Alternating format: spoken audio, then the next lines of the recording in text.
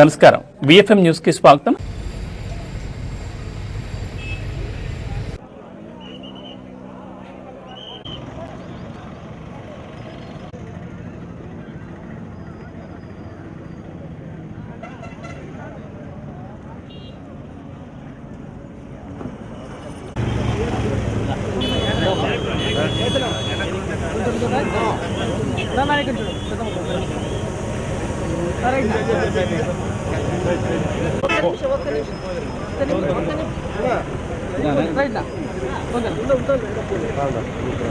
చంద్రబాబు గారి నాయకత్వం, చంద్రబాబు గారి నాయకత్వం, లోకేష్ బాబు గారి నాయకత్వం, సుందమ్మ గారి నాయకత్వం, పండాల సుందమ్మ గారి నాయకత్వం, తెలుగుదేశం.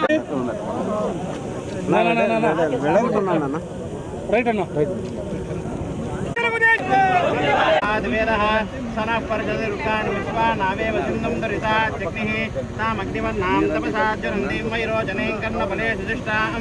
దుర్గాం దేవీకం శరణమహం ప్రవకాలాయ కాలాజ్ఞ రుద్రాయ నీలకంఠాయ మృత్యుంజయాయ సర్వేశ్వరా సదాశివాయ శ్రీమన్మహాదేవాయ నమః.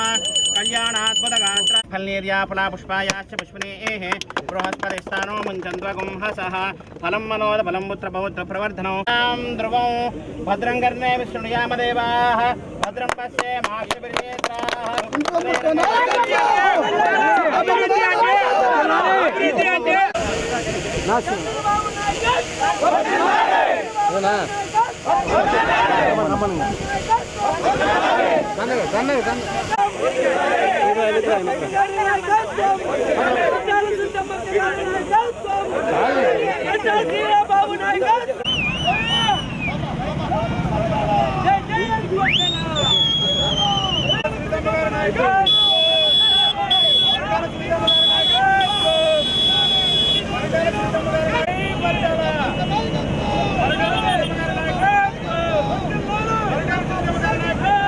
బ్రిడ్జి ఓపెన్ చేస్తారనేది 1000 కళ్ళతో అందరూ కూడా ఎదురు చూశారు ఈ రోజు కోసం. బ్రిడ్జి కూడా దాదాపు 2017లో తెలుగుదేశం ప్రభుత్వం ఉన్నప్పుడే శాంక్షన్ అయింది 74 కోట్లతో.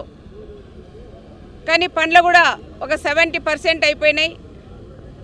మళ్ళీ కొన్ని పనులు ఆగిపోయినాయంటే ఎందుకు ఆగిపోయినాయి అనేది మీకు అందరికీ కూడా తెలిసే ఉంటుంది.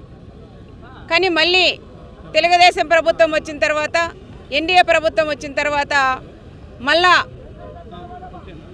ఆ రోజు వేసిన టెండర్ ఎవరైతే వేసారో వాళ్ళందరూ కూడా ఆపేసుకొని పోయిన తర్వాత క్లోజ్ అయిన దానికి మళ్ళీ మేము మాట్లాడి మళ్ళీ ఈ బ్రిడ్జికి కూడా 25 కోట్ల రూపాయలు కూడా శాంక్షన్ చేయించుకొని ప్రయాణికులందరూ కూడా ఇబ్బంది పడుతున్నారు. ఇది పూర్తి చేయాలని చంద్రబాబు నాయుడు గారి దృష్టికి తీసుకెళ్ళడం, సెంట్రల్ గవర్నమెంట్కి కూడా తీసుకెళ్ళిన తర్వాత వాళ్ళు కూడా 25 కోట్ల రూపాయలు శాంక్షన్ చేశారు.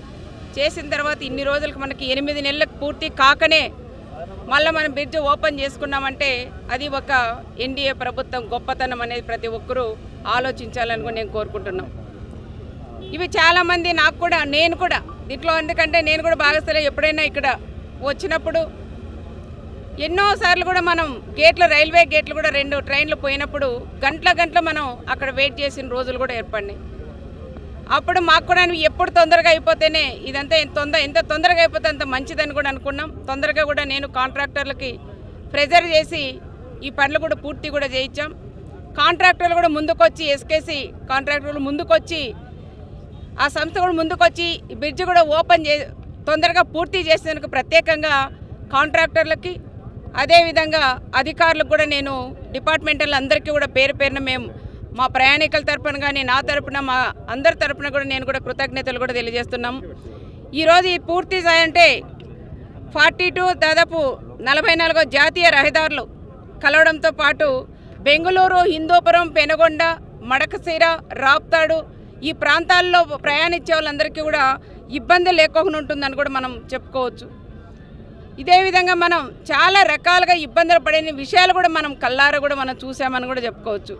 ఈ రోజు నుంచి ఎవరు కూడా ప్రయాణికులు కానీ ఉద్యోగస్తులు కానీ ఎవరు ఇబ్బందులు కూడా పడకూడదని ప్రత్యేకంగా ఈరోజు బ్రిడ్జి కూడా ఓపెన్ చేసాం. చాలా సంతోషంగా నా చేతుల మీద నేను చేసినది కూడా చాలా సంతోషంగా ఉంది.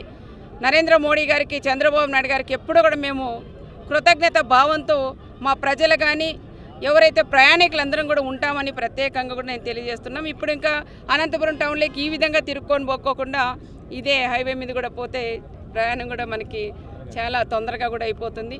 ఇంకా బ్రిడ్జి ఇంకా మనకి ట్రైన్లు పోయేదానికంటే రైల్వే కూడా ఉన్నాయి, అవి కూడా త్వరగా కాంట్రాక్టర్లు కూడా చెప్తున్నాం, త్వరగా అవి కూడా పూర్తి కూడా చేయమని చెప్పాం. పూర్తి కూడా అయిపోతాయని ప్రత్యేకంగా మీకు అందరికీ కూడా నేను పేరు పేరున తెలియజేసుకుంటూ సెలవు తీసుకుంటాను.